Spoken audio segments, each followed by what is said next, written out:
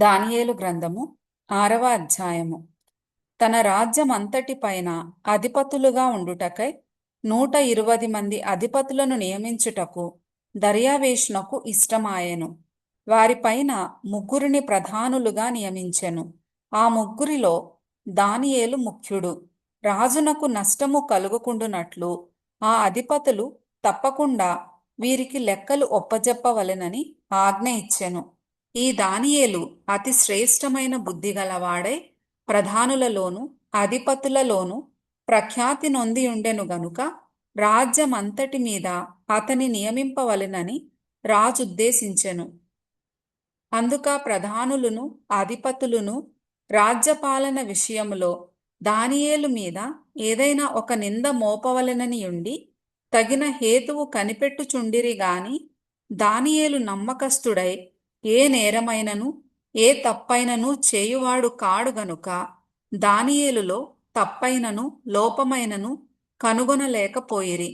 అందుక మనుష్యులు అతని దేవుని పద్ధతి విషయమందే గాని మరి ఏ విషయమందును అతనిలో లోపము కనుగొనలేమనుకొనిరి.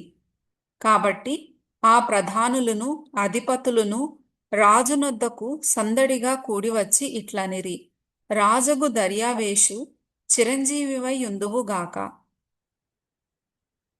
రాజ్యపు ప్రధానులు, సేనాధిపతులు, అధిపతులు, మంత్రులు, సంస్థానాధిపతులు అందరునూ కూడి రాజొక ఖండితమైన చట్టము స్థిరపరచి దానిని శాసనముగా చాటింపజేయునట్లు యోచన చేసిరి.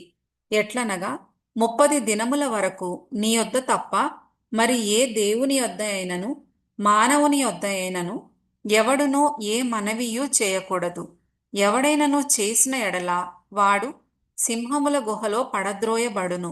రాజా, ఈ ప్రకారముగా రాజు శాసనము ఒకటి పుట్టించి మాదీయుల యొక్కయు పారసీకుల యొక్కయు పద్ధతిననుసరించి స్థిరమగు శాసనముగా ఉండునట్లు దానిమీద సంతకము చేయుమని మనవి చేసిరి. కాగా రాజగు దర్యావేషు శాసనము వ్రాయించి సంతకము చేసెను.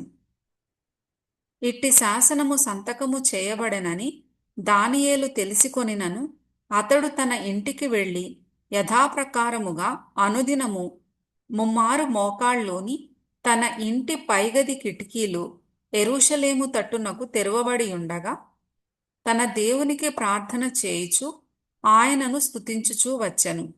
ఆ మనుష్యులు గుంపు కూడి వచ్చి దానియేలు తన దేవునికి ప్రార్థన చేయుటయు ఆయనను బతిమాలు కొనుటయు చూచి రాజు సముఖమునకు వచ్చి శాసన విషయమును బట్టి, రాజా, 30 దినముల వరకు నీకు తప్ప మరి ఏ దేవునికైనను మానవునికైనను ఎవడునూ ప్రార్థన చేయకూడదు. ఎవడైనా చేసిన ఎడల వాడు సింహముల గుహలో పడద్రోయబడునని నీవు ఆజ్ఞ ఇయ్యలేదా అని మనవి చేయగా, రాజు మాదీయుల యొక్కయు పారసీకుల యొక్కయు పద్ధతి ప్రకారము ఆ సంగతి స్థిరము, ఎవరునూ దానిని రద్దుపరచజాలరనెను. అందుకు వారు చెరపట్టబడిన యూదులలోనున్న ఆ దానియేలు నిన్నే గాని నీవు పుట్టించిన శాసనమునే గాని లక్ష్యపెట్టక అనుదినము ముమ్మారు ప్రార్థన చేయుచూ వచ్చుచున్నాడనిరి. రాజు ఈ మాట విని బహుగా వ్యాకులపడి దానియేలును రక్షింపవలెనని తన మనస్సు దృఢము చేసుకొని సూర్యుడస్తమించు వరకు అతని విడిపించుటకు ప్రయత్నము చేసెను. ఆ మనుష్యులు దీని చూచి రాజసన్నిధికి సందడిగా కూడివచ్చి, రాజా, రాజు స్థిరపరచిన ఏ శాసనము గాని తీర్మానము గాని ఎవడునూ రద్దుపరచజాలడు. ఇది మాదీయులకును పారసీకులకును విధి అని తమరు తెలిసికొనవలెననిరి. అంతట రాజు ఆజ్ఞ ఇయ్యగా బంట్రౌతులు దానియేలును పట్టుకొని పోయి సింహముల గుహలో పడద్రోసిరి. పడద్రోయగా రాజు, నీవు అనుదినము తప్పక సేవించుచున్న నీ దేవుడే నిన్ను రక్షించునని దానియేలుతో చెప్పెను. వారు ఒక రాయి తీసుకొని వచ్చి ఆ గుహద్వారమున వేసి దాని మూసిరి. మరియు దానియేలును గూర్చి రాజు యొక్క తీర్మానము మారునేమోయని రాజు ముద్రను అతని అధికారుల ముద్రను వేసి దాని ముద్రించిరి.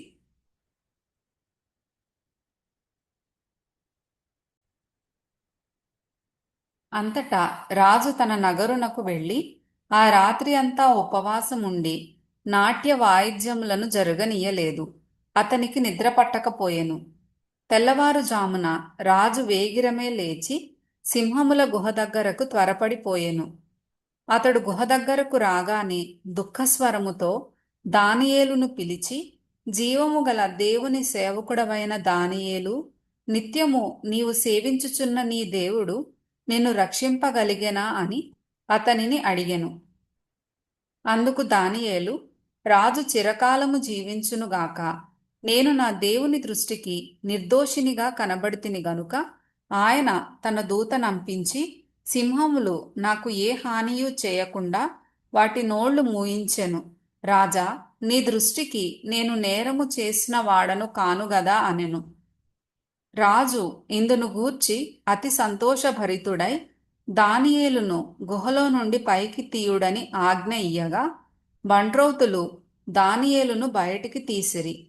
అతడు తన దేవుని యందు భక్తిగలవాడైనందున అతనికి ఏ హానియూ కలుగలేదు.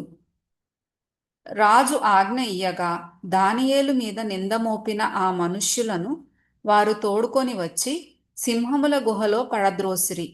వారిని, వారి కుమారులను, వారి భార్యలను పడద్రోసిరి. వారా గుహ అడుగునకు రాక మునుపే సింహముల పాలైరి. సింహములు వారి ఎముకలను సహితము పగులగొరికి పొడి చేసెను. అప్పుడు రాజగు దర్యావేషు లోకమంతటా నివసించు సకల జనులకును రాష్ట్రములకును ఆయా భాషలు మాటలాడు వారికిని ఈలాగు వ్రాయించెను. మీకు క్షేమాభివృద్ధి కలుగునుగాక. నా సముఖమున నియమించినదేమనగా, నా రాజ్యములోని సకల ప్రభుత్వముల యందుండు నివాసులు దానియేలు యొక్క దేవునికి భయపడుచు ఆయన సముఖమున వణకుచుండవలెను. ఆయనే జీవము గల దేవుడు, ఆయనే యుగయుగములుండువాడు. ఆయన రాజ్యము నాశనము కానేరదు, ఆయన ఆధిపత్యము తుదమట్టునకుండును. ఆయన విడిపించువాడును రక్షించువాడునయ్యుండి పరమందును భూమి మీదను సూచక క్రియలను ఆశ్చర్య కార్యములను చేయువాడు. ఆయనే సింహముల నోట నుండి ఈ దానియేలును రక్షించెను అని వ్రాయించెను. ఈ దానియేలు దర్యావేషు ప్రభుత్వ కాలమందును పారసీకుడగు కోరెషు ప్రభుత్వ కాలమందును వర్ధిల్లెను.